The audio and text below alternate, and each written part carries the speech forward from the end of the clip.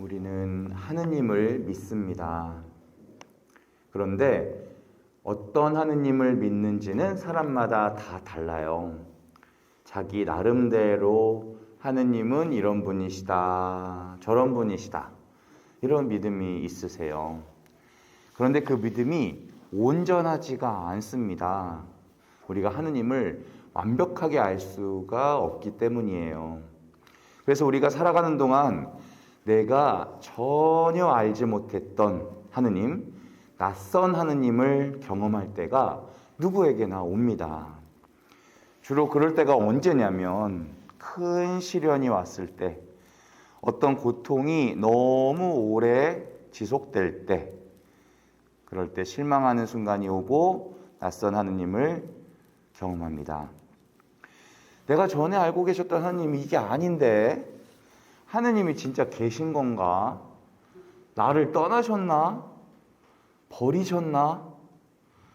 이런 생각이 누구나 한 번쯤 들죠. 그런데 그런 순간들을 통해서 우리는 하느님을 새롭게 알게 되는 거예요. 이런 일은 성경에 수도 없이 나옵니다. 아브라함이 아들을 몇 살 때 낳았냐면 100살 때 낳았어요. 한 번도 자식을 갖지 못하다가 그때 얻게 됩니다. 근데 어느 날 하느님이 뜬금없이 아들을 제물로 바치라는 거예요. 세상에 이런 하느님이 어디 있어요?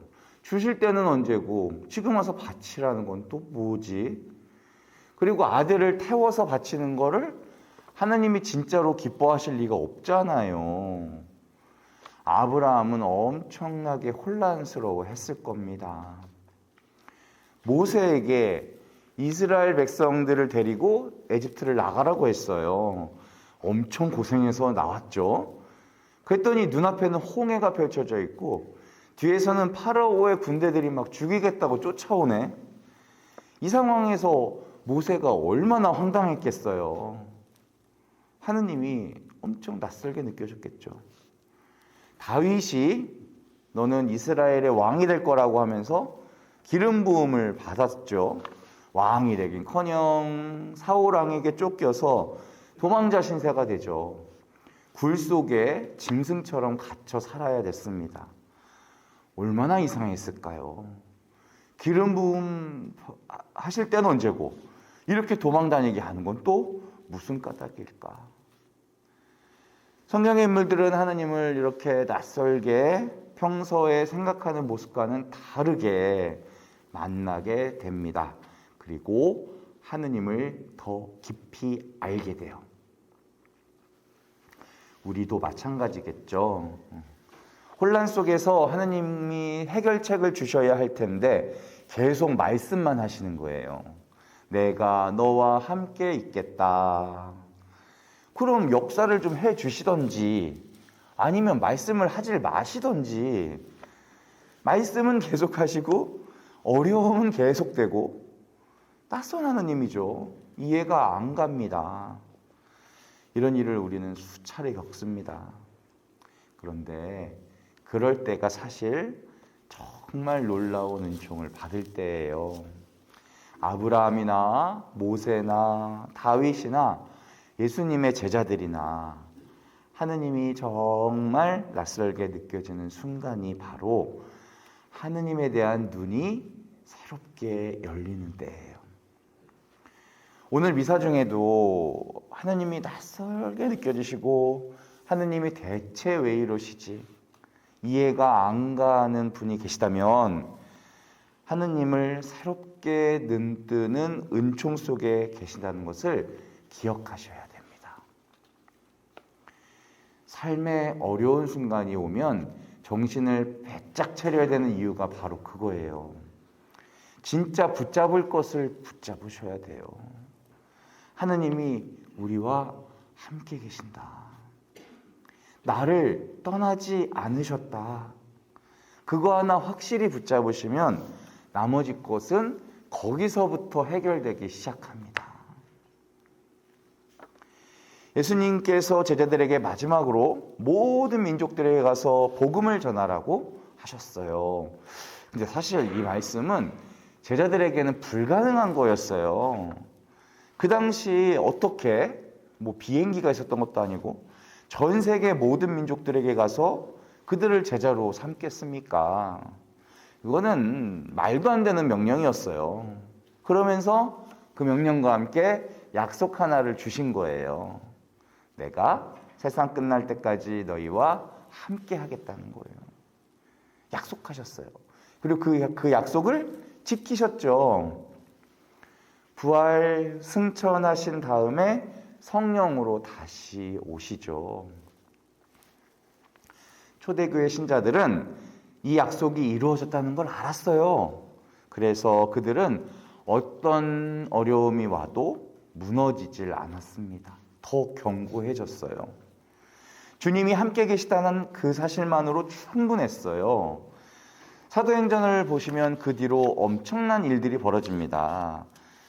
그 어려움들을 주님이 함께 계신다는 것 하나로 다 해결해요. 우리도 마찬가지입니다. 함께 하실 거라는 약속을 안 받은 분들은 여기에 한 분도 안 계세요. 그러니 우리 안에 이미 주님이 와 계신 거예요. 그런데 이걸 못 믿는 거예요. 약속 자체도 엄청난 거지만 이 약속이 우리에게 실제로 힘이 되려면 우리가 그것을 믿어야 되는 거예요. 그래서 오늘 복음의 가장 중요한 부분은 그 약속을 어떻게 믿느냐. 많은 사람들이 안 믿어진다고 말씀하세요. 이유가 뭐냐면요. 자꾸 느낌에 의존하기 때문이에요. 뭔가 주님이 함께 계시면 함께 계신다는 느낌이 들어야 되는데 뭐가 함께 한다는 건지 모르겠다 나는 하는 분들이 더 많으실 거예요.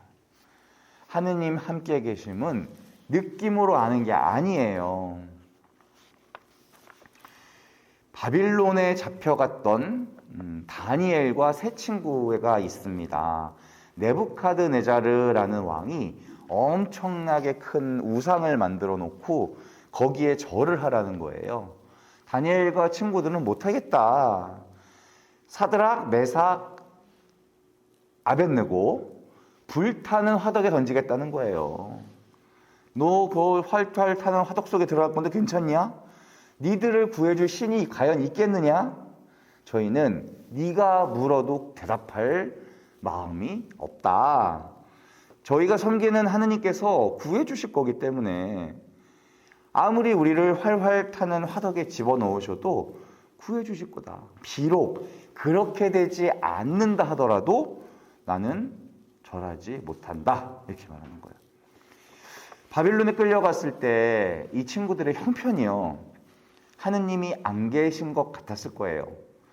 하느님이 계시면 어떻게 이런 일이 벌어질 수가 있을까? 성전은 무너졌죠. 하느님의 백성들은 우상숭배에 일삼는 바빌론에게 다 끌려갑니다.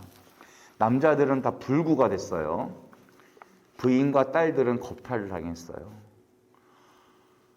하느님이 계시다면 어떻게 이런 일이 벌어질 수가 있느냐? 근데 그들이 어디서 하느님을 만나느냐? 조금만 더 봅시다.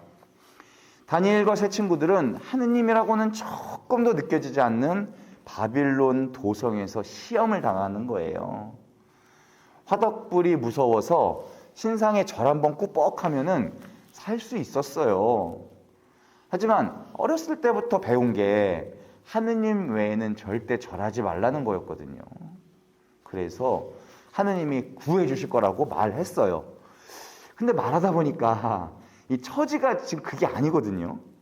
백성들이 다 끌려와서 여기서 포로 생활하고 있는데 이 상황에서 무슨 하느님이 우리를 꺼내 주실 거다 당당하게 말할 수가 없죠.